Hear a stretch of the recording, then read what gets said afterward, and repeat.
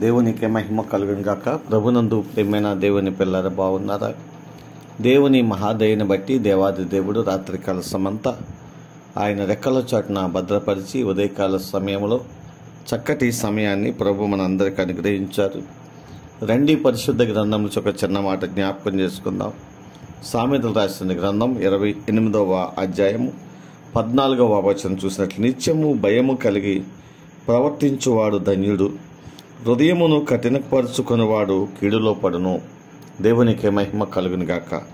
నిత్యము భయము కలిగి ప్రవర్తించువాడు ధన్యుడు అని జ్ఞాని అయినటువంటి సొలొమోను జ్ఞాపకం చేస్తున్నాడు. నిత్యము భయము కలిగి ప్రవర్తించువాడు ధన్యుడు అని. నిజమే ప్రియమైన దేవుని పిల్లారా, మనము దేవుని యొక్క భయాన్ని కలిగి మనము నిత్యము ప్రవర్తిస్తూ ఉన్నట్లయితే ఖచ్చితంగా మన జీవితాల్లో గొప్ప ధన్యతను సంపాదించుకోగలుగుతాం. దేవుని భయము అనేది మన జీవితాలు లేకపోతే ఎంతో ఇబ్బందికరమైన పరిస్థితులు ఒకవేళ మన జీవితాలు ఎదుర్కోవాల్సి వస్తుంది అన్న విషయాన్ని పరిశుద్ధాత్మ దేవుడు జ్ఞాపకం చేస్తున్నాడు.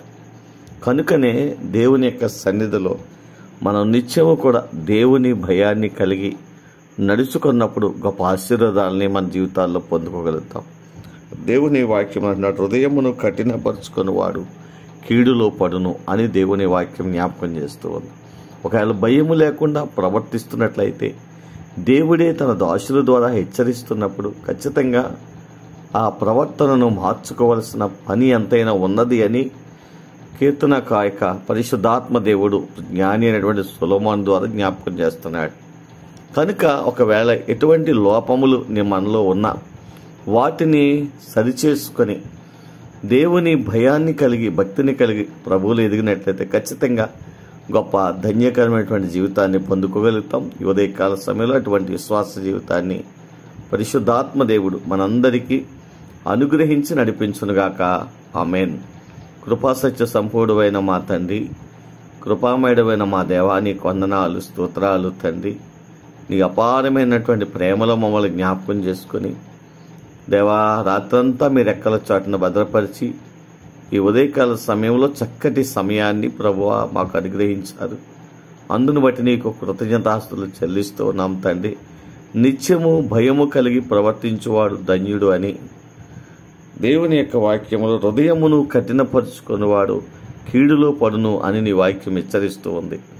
అవును తండ్రి, నిత్యము మేము నీ మాట యందు భయము కలిగి ఉంటే ఖచ్చితంగా ధన్యకరమైన జీవితాన్ని పొందుకుంటాం. నీ మాటని వినకుండా ఒకవేళ ప్రవర్తించినట్లయితే కీడులో పడతాము అని నీ వాక్యం హెచ్చరిస్తూ ఉంది. కనుక అట్టి విశ్వాస జీవితాన్ని మాకందరికీ దయచేయండి. కీడులో పడకుండా ప్రభు హెచ్చరిస్తూ ఉండగా హెచ్చరికను గుర్తించి నీలో సాగిపోయే కృపను బిడ్డలకు అనుగ్రహించి మీరు మహిమ పొందమని ఈ చక్కటి సమయాన్ని మరొకసారి మీకు అప్పగిస్తూ ఉండగా దీవించి ఆశీర్వదించి నిరంతర ప్రతిఫలం దయచేయండి. మా గ్రామాన్ని మా రాష్ట్రాన్ని జ్ఞాపకం చేసుకోండి. రాష్ట్రంలో ఉన్న ప్రతి కుటుంబాలను దీవించండి, ఆశీర్వదించండి. బిడ్డలు చేసిన వ్యవసాయములను, చేతి పనులను, వ్యాపారులను, ఉద్యోగులను కూడా దీవించి ఆశీర్వదించండి.